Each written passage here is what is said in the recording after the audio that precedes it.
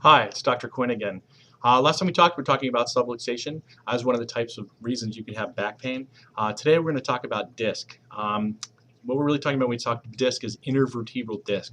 Now, intervertebral disc is made up of a couple different areas. There's the annulus fibers, which go around the outside of the disc. They're very strong fibrous fibers.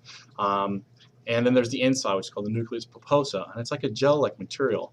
A couple different ways that disc can get injured. One way is a true herniation, or a pedunculated herniation, and that's where the jelly that's on the inside, when the disc gets compressed hard, actually squirts out through the holes in the annulus, in the fibers of the annulus. That makes like a top of a broccoli crown shape, and that shape presses up against the nerve and gives somebody really pretty good pain, usually down the leg if it's in the low back, and that's the normal place for a herniation. It can happen in the neck and thoracic spine, but generally speaking, we're talking low back. So lifting and picking up something is the most common mechanism for injury on this type of thing. Person is usually between the ages of 35 and 55. Sometimes they say 40 and 55.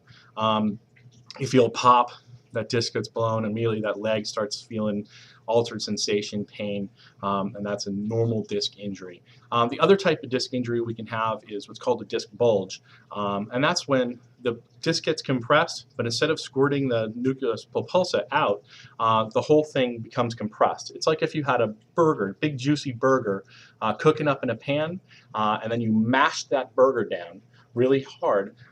Over time, that burger would keep cooking and get a little bit smaller, but it would never get to that small, tight, juicy burger that it was when it started. It would always be bulged out and deformed a little bit, like a pancake in a pan almost.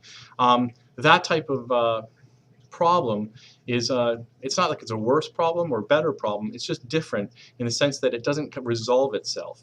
On the first type I talked about, that broccoli crown that comes out, the body will actually resorb that material in about 3 to 6 months.